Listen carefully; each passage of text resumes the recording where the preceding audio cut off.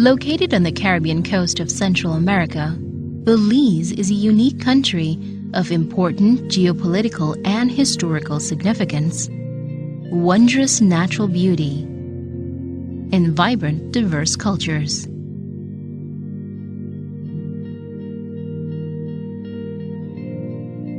A significant proportion of Belize's population is young.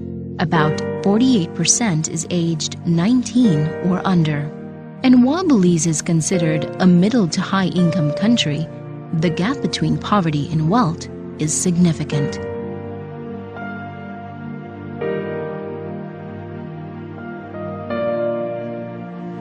The alleviation of poverty would in fact increase access to better education, to better health, making people more productive, having us developed into a country that would create happier families, happier children, a better productive community.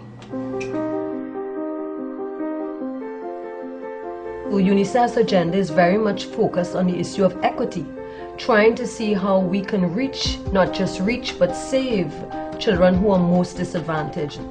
The United Nations Children's Fund, UNICEF, is committed to working alongside the government and people of Belize to support the ongoing efforts to create the environments that foster positive developmental outcomes.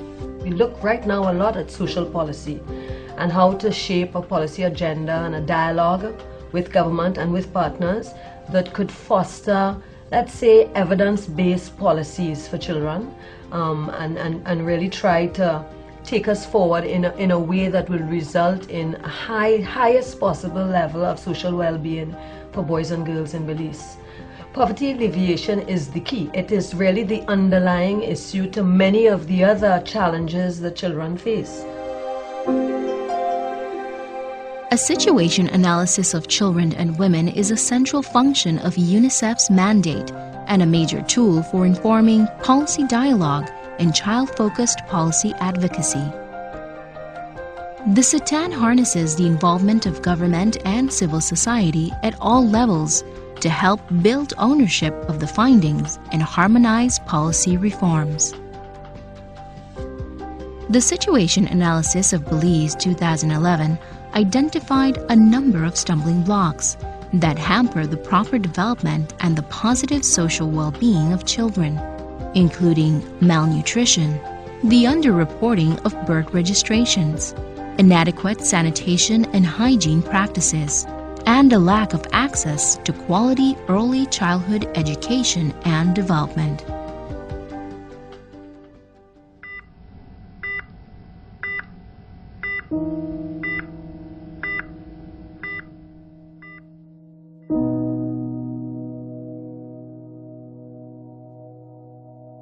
Only 10% of Belizean babies are exclusively breastfed for those first crucial 6 months, leaving the majority without the protection breast milk provides. Our highest population of mothers giving birth are teenagers, and cultural belief is that the breast will sag. Some mother thinks that because they go home, they have to go out to work, they don't have the time, or they cannot breastfeed because they will not be able to breastfeed after going back to work, which is not so. You know, breast milk contains nutrients. In response to the situation, the Ministry of Health, the National Committee for Families and Children, and UNICEF have teamed up on the Baby Friendly Hospital initiative to promote the benefits of breastfeeding to both mother and child. For the baby, it causes a healthier baby. We have the mother will again economically spend less money at the doctor for things like diarrhea, vomiting. It causes the baby to be a smarter child. The growth is more normal. It's the first immunization for that baby. When we look at our overall statistics and our population, we have a very young population. So if we're looking at children under 5, and we have a large percentage of them being malnourished, it's scary to think about what will happen as these children grow. According to the latest studies, malnutrition and diet are important issues for children under the age of 5. Statistics show that stunting due to malnutrition affects 1 in every 5 Belizean children. That figure doubles in some Maya communities. Stunted growth or stunting refers to low height for age. Okay, and that is very indicative of malnutrition. So once the child has reached the age of 3 years and the child has not been or has low height for age, the child is stunted and it's irreversible. Root causes to the situation include a lack of access to health facilities, especially in rural areas of the country. We need to have more accessibility for people in the villages, so the problem could be reduced from that area. Because if you live in a city, you can easily, the clinic is there. Once you know what to do, you can get there quickly. But if you live in a village, and there's some villages that are very far, so we need to have more services available for those people, and that's what we have been working on. We have tailored a lot of our efforts to go more into rural and more growth monitoring, especially that, and more availability of the micronutrients and the health services on a whole, and that works along for immunization as well.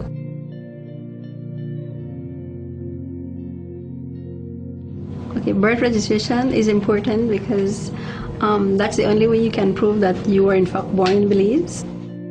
Every year, the births of approximately 9,000 babies are registered across Belize.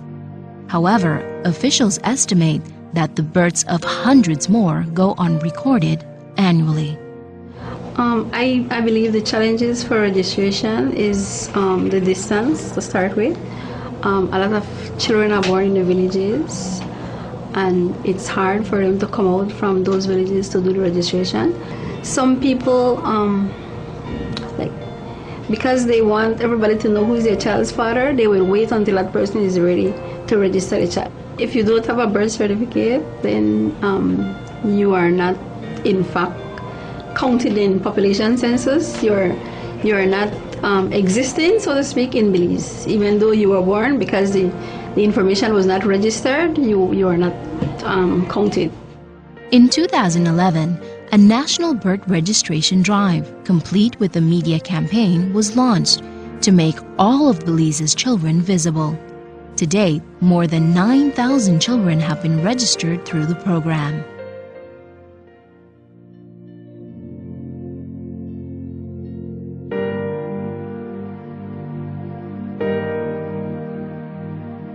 Access to clean water and sanitation is a human right. However, access to clean drinking water and toilet facilities and poor hygiene pose significant developmental challenges to Belize. Most of the schools, there's a lot to be desired in terms of the facilities, the wash facilities that's being provided to the students. We have 64% of the schools having adequate drinking water. Only 22% would have adequate toilets and other facilities. Definitely, without these services, it will take its toll. The Ministry of Education has collaborated with several government departments and UNICEF to change the status quo. Initiatives include WASH, the Water Sanitation and Hygiene Education Program. The inclusion of the Health and Family Life (HFLE) education to the primary school curriculum. Setting up water filtration systems in classrooms, and the construction of new toilet facilities. The increased facilities are definitely making an impact, but along with that is also the education. The hygiene education is critical. So working in schools, working with the HFLE curriculum, and trying to work in communities at home so that the practices that are gained or are done at the school level is carried to the homes. So it's a full-scale approach to alleviating the situation. The ideal situation is a comprehensive plan for improving the facilities, and I think this is where the bigger Quality Child-Friendly School initiative takes over.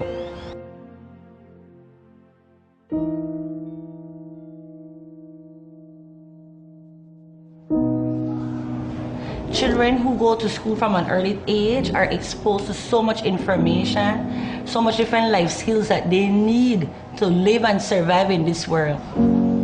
But such testimony has not changed social norms. Only 38% of preschool children receive early childhood education. The foremost bottlenecks for children not receiving quality care in early childhood development will first of all speak to the awareness, will speak to the value that is placed on it by parents. Some of our children are coming from homes where the parents are not as supportive. I do not think that it is because they don't want to support, but because they might not have the know-how, or they might not know who they can get in contact with. And that is why I would appeal to the non-profit organization and all those establishments that work with families and children to get in contact with the schools, identify the children who need the help now, and try to make a change. What we've been doing is that we've been having regular parent education workshops with individual centers. And we don't only target the parents of the children going there, but we ask the teachers to canvass the community, look for parents, young parents, prospective parents, grandmothers or grandfathers, whoever we could reach.